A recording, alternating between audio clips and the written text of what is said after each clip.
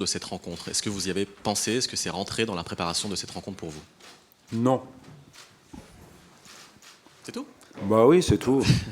Je veux bien vous parler de jeu, et puis je vous réponds sincèrement qu'on n'en a pas tenu compte. Vous voulez qu'on en tienne compte comment? Dans quel contexte? Peut-être par rapport aux supporters aussi, la venue des supporters ou bien la préparation en elle-même du match, par exemple. Non. À aucun moment. Toujours non. Très bien. Désolé. Oui, bonjour Moussa, Pierre Niguet, la chaîne L'équipe. La saison lyonnaise est chaotique, faite de haut et de bas, avec des matchs aboutis, d'autres un petit peu moins. À combien tu situes le niveau de confiance du groupe avant ce match demain contre la Juventus? Est-ce que tu dirais que vous êtes à 100% au niveau confiance et état d'esprit? Bonjour. Ouais, après, c'est sûr que la saison, ça n'a pas été toujours bien, mais la Ligue des Champions, c'est une autre compétition. On est concentré, motivé et on a confiance en nous simplement pour faire un bon match. Une question pour Rudy Garcia. La Juventus a changé d'entraîneur cet été avec Maurizio Sarri. Quelle différence dans les systèmes ou dans l'animation vous voyez avec cette Juventus-là par rapport à celle de Massimiliano Allegri? Il faut être au quotidien dans le championnat italien pour avoir une réponse un petit peu plus juste. Après, nous, on l'a étudié ces derniers jours, évidemment, pour en savoir plus. On retrouve dans cette équipe les principes de jeu de Maurizio Sarri, ceux qu'il avait à Naples, ceux qu'il avait à Empoli. Voilà, c'est un coach qui est assez pointu sur le plan tactique. Après, très honnêtement, la Juve et l'institution Juventus est tellement forte que il n'y a pas énormément de changements entre la manière d'évoluer de la Juve depuis le changement de coach, on va dire comme ça. Rudy, Willy Maisonas de la radio RTL. Pour rebondir sur la question concernant la situation sanitaire autour de ce match, est-ce que ça ne vous permet pas de préparer plus tranquillement peut-être ce rendez-vous? Parce qu'aujourd'hui, les médias, par exemple, parlent de beaucoup d'autres choses que de football. Je ne sais pas. Je ne sais pas. Je ne sais pas quoi vous répondre à ça. Moi, je suis focalisé sur le terrain.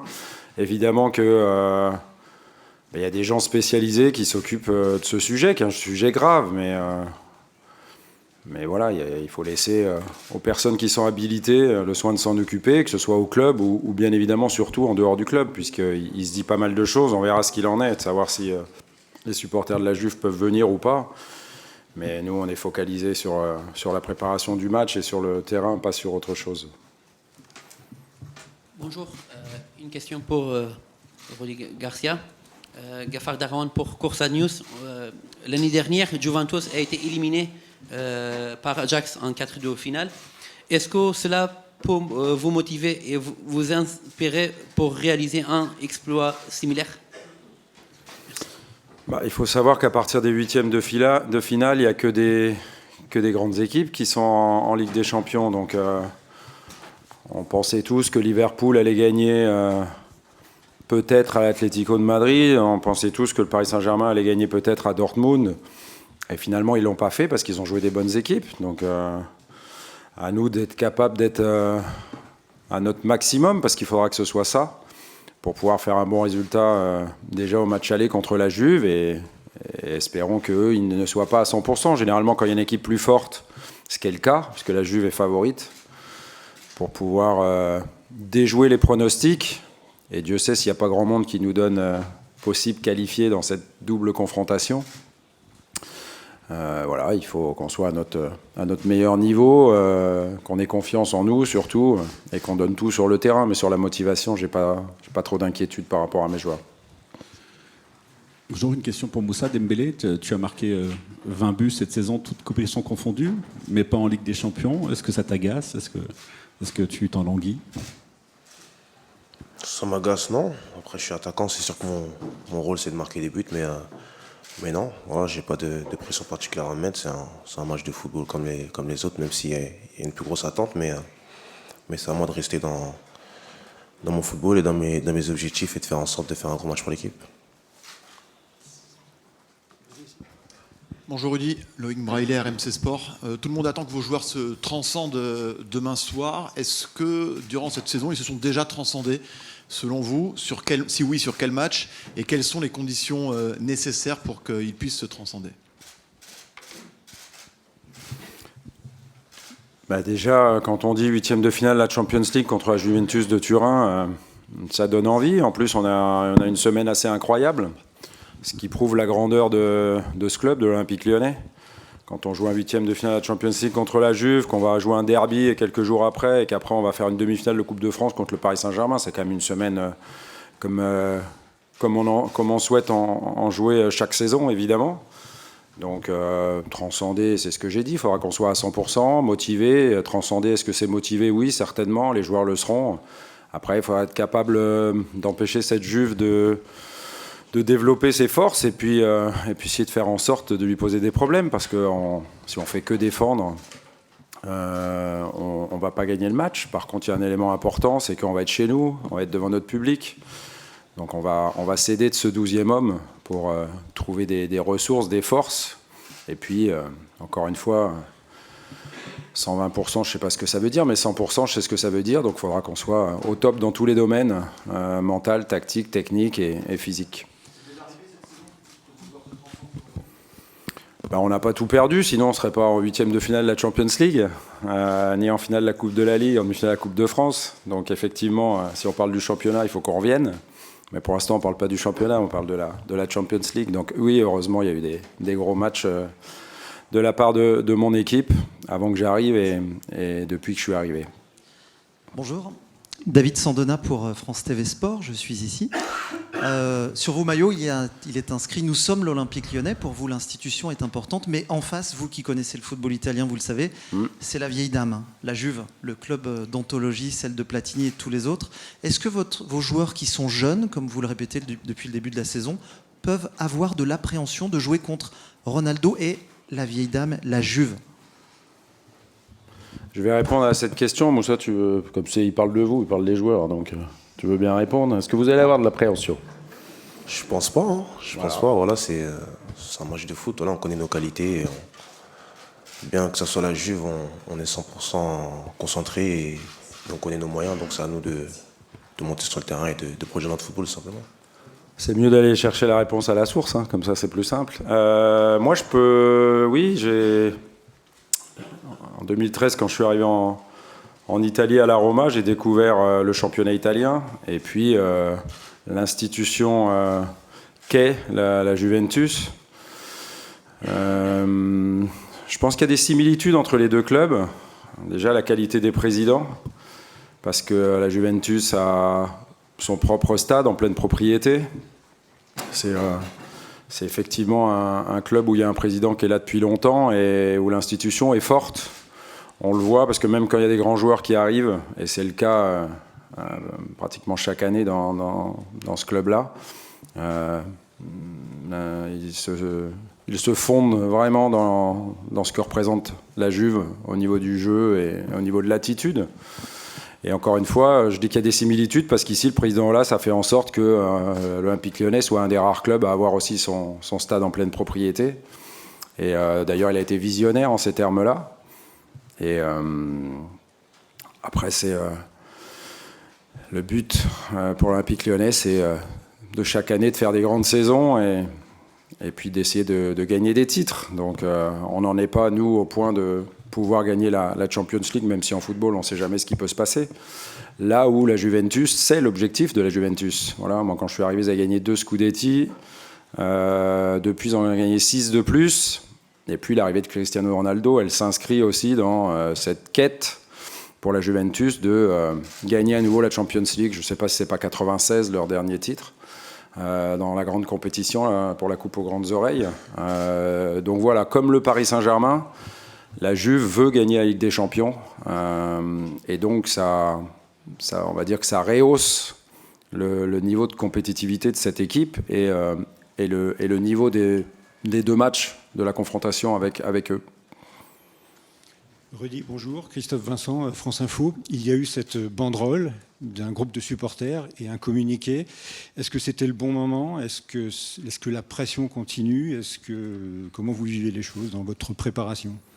Non, je crois que vous avez vous devez vous lire entre vous, puis vous écouter, je pense, quand même entre vous. Donc vous avez vu que mon président, Jean-Michel Aulas, et mon directeur sportif, Juninho, sont intervenus sur ce sujet-là. Donc moi, j'ai plus grand-chose à rajouter. On a été un peu surpris parce qu'on pensait qu'effectivement, ils venaient nous encourager, nous charger à bloc, comme les joueurs le sont pour les 3 matchs. Mais encore une fois, je vous dis, mes dirigeants se sont exprimés là-dessus et nous, on va donner le meilleur de nous-mêmes demain soir pendant 95 minutes. Bonjour Rudy, Cédric Guillou de Radio France. Parlez-nous un peu de Ronaldo. Est-ce que vous êtes surpris de le voir encore à ce niveau alors qu'il prend de l'âge? Il a 35 ans aujourd'hui, il est toujours aussi performant. Non, le meilleur pour en parler, c'est Anthony Lopez, qui le connaît bien évidemment, parce qu'il était en sélection avec lui. Et quand on discute avec Anto, il est pas surpris de ce qu'il fait encore à cet âge-là, parce que moi je le connais pas personnellement, mais c'est un formidable professionnel. En tous les cas, c'est ce que tout le monde dit, qui travaille plus que les autres certainement avant et après les séances notamment. Donc c'est toujours quelque chose de vraiment de très intéressant pour le football d'avoir des joueurs de ce niveau-là. Il fait partie des meilleurs joueurs de la planète, évidemment. Donc c'est super de l'avoir en face de nous, même si on va essayer qu'il nous fasse moins de misère qu'à d'autres. Mais on ne peut pas avoir un plan anti-Ronaldo, parce que s'il faut un plan anti-Ronaldo, il faut un plan anti-Dybala, un plan anti-Higuaín. Il y a trop de bons joueurs dans cette équipe pour résoudre les problèmes individuellement. Il faudra qu'on les résolve collectivement. Bonjour, Gaël Berger, Radio Scoop. 2 questions, une pour chacun. Pour Moussa, on t'a vu très tranchant au début de l'année 2020, au retour de trêve. Après les matchs tous les 3 jours, t'ont peut-être un peu usé. Là, il y a eu la mise sur le banc contre Strasbourg et après 5 jours entre chaque match. Comment tu te sens sur un plan physique? Et puis pour le coach, par rapport au match à Metz et ce 3-4-1-2, dans quelle mesure vous pouvez vous appuyer dessus, vu la différence aussi évidemment entre Metz et la Juve, et qu'est-ce que ça vous apporte? Comme tu veux. Physiquement, je me sens bien. Voilà, je pense que la trêve nous a fait beaucoup de bien, que ce soit moi ou au groupe. J'essaye de faire le plus possible, que ce soit sur et en dehors du terrain, après les séances ou avant les séances, pour avoir toutes mes capacités sur le terrain. Et pour l'instant, ça me réussit bien. Donc, il faut que je continue cette lancée. Donc oui, on a utilisé un système un peu différent à Metz. On l'avait déjà utilisé cette saison, mais on ne l'a pas beaucoup utilisé. Après, on ne jouera pas dans le même système de jeu demain. Mais il y avait des particularités sur ce match-là, et notamment l'intégration de Bruno Guimaraes, notre milieu de terrain, et le retour de Léo Dubois. Et je pense que c'était une configuration aussi pour les mettre dans de bonnes conditions pour ou revenir ou rentrer dans cette équipe. Voilà, le plus important, c'est que les joueurs soient à même de bien animer le système dans lequel on joue, et d'avoir une culture tactique qui leur permet de répondre à chaque fois au mieux sur comment poser des problèmes à l'adversaire et comment s'adapter aux forces adverses en fonction du système que je leur demande de jouer, voilà, tout simplement. Bonjour Rudy, Julien Humet, Tonic Radio. L'OL est à l'aube d'une semaine extraordinaire avec ses 3 matchs d'affilée à domicile. Est-ce que vous avez envie de dire à vos joueurs et à vos supporters aussi de retrouver un petit peu de plaisir dans un contexte qui est morose, notamment avec ce match demain où vous êtes outsider, donc vous avez peut-être moins de pression que sur les rencontres précédentes et suivantes? Nous, je vous prie de croire qu'à l'intérieur, le contexte, il n'est pas morose, hein. Le groupe vit bien, Moussa pourrait en témoigner, les joueurs s'entendent bien, vivent bien. Après, ce qu'il faut, c'est que tout ça se retrouve sur le terrain par des relations fortes et une forte envie, comme on l'a fait à Metz, de gagner les matchs. Mais bien évidemment que cette question, elle me plaît dans le sens où c'est quand même excitant, c'est quand même très motivant d'avoir ces 3 matchs à jouer chez nous, en plus d'affilée, au Groupama Stadium. Donc bien évidemment que la notion de plaisir, elle est importante. Il va falloir prendre du plaisir bien évidemment à attaquer, à emballer le match peut-être, en tous les cas à mettre des moments de folie, je l'espère, dans ce match, parce que sinon on n'arrivera pas à les bousculer, mais aussi prendre du plaisir à défendre ensemble, s'il y a un partenaire qui est passé, à rattraper coup pour le copain, à être cohérent, à être solidaire, à être motivé, et voilà. Donc il y a aussi l'aspect où on veut jouer en équipe, et il faudra jouer en équipe contre une équipe d'un tel niveau. Bonjour Rudy, bonjour Moussa, Bilal Ghazi, l'équipe. On va éviter les questions mercato, mais la semaine dernière, le président Olas a placé Oussama Aouar un petit peu sous le feu des projecteurs de cette rencontre, en déclarant qu'il aimerait voir un jour Oussama Aouar sous le maillot de la Juventus. Au-delà de cette déclaration, est-ce que c'est sur ce type de rencontre qu'en tant que coéquipier, en tant qu'entraîneur, qu'on attend beaucoup de choses de sa part? Doucem? Tout à fait, pas du président. Non, parce que j'étais en train de réfléchir à la question. Ouais, c'est vrai que j'ai vu que la Juve voulait qu'il y ait certains de nos joueurs. Donc du coup, nous, on aurait bien voulu en prendre d'autres. Je sais pas, j'ai vu que Blaise Matuidi avait été dans nos objectifs à un moment ou à un autre. Donc bon, c'est de bonne guerre avant un match comme celui-là. Concernant Oussem, il est avec nous et bien avec nous. Et c'est un joueur important, bien évidemment. Donc c'est dans ces matchs-là que nos grands joueurs, nos joueurs à fort potentiel, voilà, dont Moussa, peuvent nous faire gagner. Et pour parler d'Oussem, je pense au match contre Leipzig, où il a été, notamment en deuxième période, le grand artisan de notre qualification pour les huitièmes de finale de la Champions League. Et toi Moussa, on attend d'Oussem en tant qu'attaquant qui nous toi fasse aussi, un peu tu vas à plus la Juve, briller. non Non. Pour une fois que c'est toi qui poses la question mercato, pourquoi pas, ouais, tu peux c'est répondre. bon. Non, plus sérieusement sur l'attente que tu peux avoir en tant que coéquipier auprès d'Oussama Aouar sur cette rencontre. Non, c'est sûr, Oussem, on connaît tous ses qualités. On sait que c'est un grand joueur avec un grand talent. Et non, on n'a pas de doute, on sait qu'il sera motivé à 100% demain et qu'il fera le match excellent pour l'équipe et pour le groupe. Et ouais, c'est sûr, c'est un grand joueur et en devenir surtout. Et ça nous fait du bien de l'avoir avec nous. Buon pomeriggio Garzia, chiedo la gentilezza di rispondere in italiano. Da quanto ha visto e studiato sulla Se Juventus? posso, non so se mi ricordo. Da quanto ha visto e studiato sulla Juventus, quali ritiene siano i punti deboli dei campioni d'Italia e secondo lei, in base alla sua conoscenza del campione italiano, riuscirà la Juventus a confermarsi campione d'Italia nonostante la concorrenza di Inter e Lazio? Io penso di sì, che saranno ancora quest'anno campioni d'Italia perché hanno questa cultura della vittoria fortissima, anche se vedo che la Lazio è a un punto, che l'Inter non è lontano, che ci sarà ancora confronti tra di loro. Se le partite si giocano non si sa ancora per questo problema extrasportivo. Ma quindi ha una lunghezza di anticipo, diciamo così, sulla traduzione francese e sul fatto che ha l'abitudine di vincere. E punti deboli non ne ha tanti. Ho cercato ore e ore guardando video e non ne ho trovato tanti. Punti forti sì, ce ne hai tanti. È una squadra veramente completa, un portiere che conosco bene perché l'ho avuto alla Roma, che è un portiere forte.